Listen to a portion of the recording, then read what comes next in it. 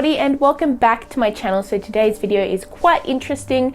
Recently I was contacted by my good friend Matt, who is also my boyfriend's brother, and he wanted me to do something for him. He actually sent me a video which I will link in the description, but basically the video had someone painting a Bob Ross painting on their bedroom wall. Now he said to me, "Sarah, can you do this for me please?"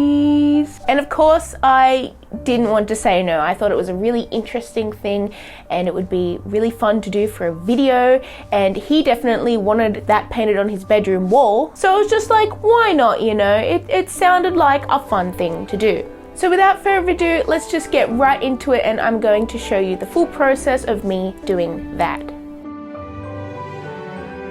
So I started off with a coat of white all over the part of the wall which I was going to paint on.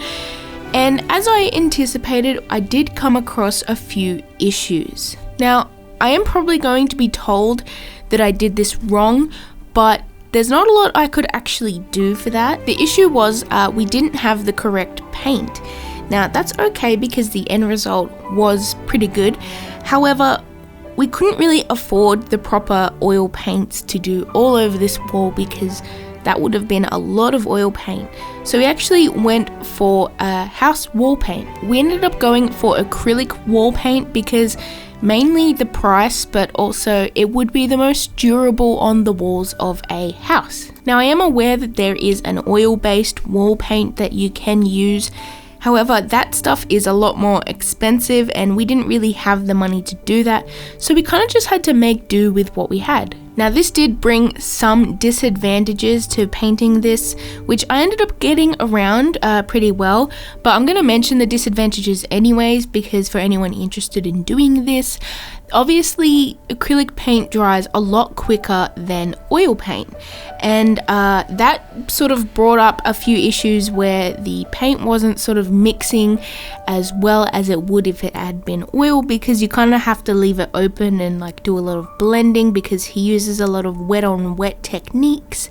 But that being said, I just tried to work quickly and use extra white paint here and there when I needed to, and it was pretty good. So as I said earlier, I started off with some white over the area which I was going to paint, and then I went in and did some clouds. Now I used a few different colors here. I tried my best to sort of match the colors that Bob used to the paints that was available to us, and they weren't all the exact right names. However, the colors did work pretty well and I think we did match them pretty well. So going in with the background, we had to do this sort of cloudish texture, and that was actually my favorite part because, well, it just turned out really nice, and when the blue sort of mixed with the white paint, it just looked really cool on the canvas or wall.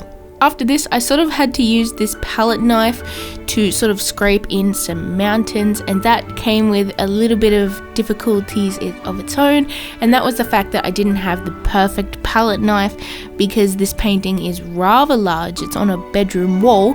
I had to use a really big sort of paint scraper tool, but it wasn't exactly the same shape as Bob's one, so I did have to sort of practice with that a little bit, but the end results I got were pretty good.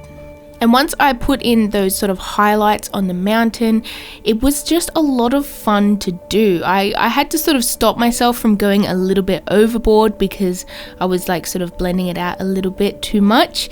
But it was really fun to do, and I didn't exactly get the same textures as Bob did on his, mainly because this paint is a bit more runny than oil paint was, but I still had a lot of fun and it was a really interesting experience. After I added that white and the blue over the mountains, it really did start to look like a sort of icy scene, and yeah, once those sort of details added on, it started to look really cool. Now I did make a few mistakes here and there, mainly because this paint was a fair bit more runnier than Bob's usual oil paints that he uses.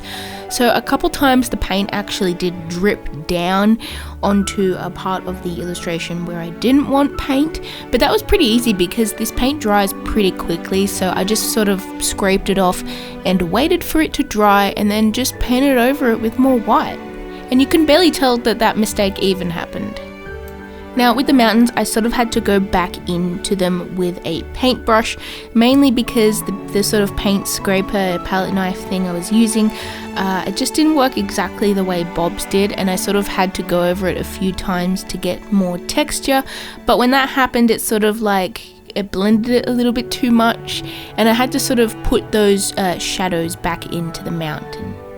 After this, Bob instructed me to put in some foothills in the foreground or sort of mid-ground of this painting, and I just used my largest paintbrush and also a smaller paintbrush to sort of dab in some texture with some browns and some blues. And it was actually pretty fun. I really like the sort of, I don't know, soft details that some of his paintings have, where it sort of alludes to the details of trees and stuff like that. I really enjoy that kind of thing. And yeah, after this I had to sort of smear some of the paint downwards into the water, and this was just sort of get some reflections into the water. And that's one of my favorite things about Bob's paintings, is the water. I know he loves painting water, and he just does it so well, and it looks so good with all of those reflections and highlights. And I was really trying my best to sort of capture that using the supplies that I had. Speaking of the highlights in the water, this was actually one of my favorite parts to do. I got the side of the paint scraper that I was using and I dipped it into some white paint, and yeah, I just sort of did these horizontal lines all over where the water sort of met the land, and this really does make it look a lot more like water, and it was just really fun to do. Next up, you guessed it, happy trees.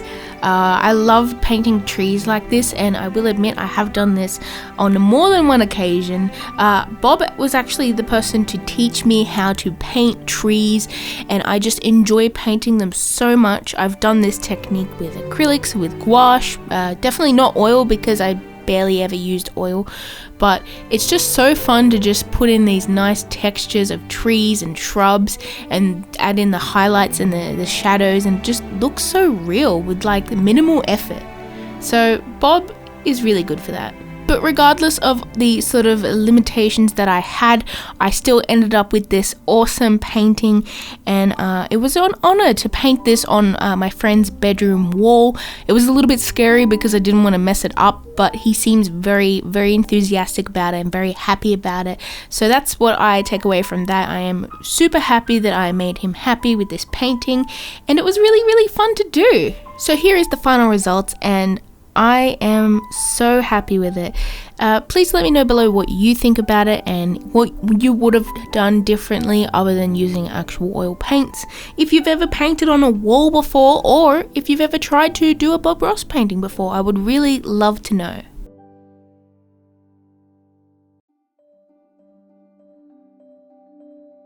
So there we have it, guys. I hope that was pretty interesting for you. It was an interesting experience for me, especially since we didn't have all the right materials and I sort of had to work around that a bit. But I think the end result is good, and also the main thing is Matthew, he enjoyed it, so I'm gonna think that as a win. And yeah, thank you guys so much for watching. I hope you enjoyed this video. Just one thing I wanted to mention to you guys is that we recently got to 10,000 subscribers here on YouTube. So I just wanted to thank you guys for that, because you made this happen. You watching my videos, yes, you, right, you, I'm talking to you. You made this happen, and I am just so blown away by all of the love and support I have received recently. My heart is full. So thank you so much. And yeah, something exciting is coming for that. By the way, I am planning on doing something really cool for the 10,000 subscriber sort of milestone. So I'm not going to give any details yet, but when I do, it's going to be awesome. So as always, thank you so much, and make sure you hit like and subscribe to get your scribble fix in the future, and I will see you in my next video. Bye everyone!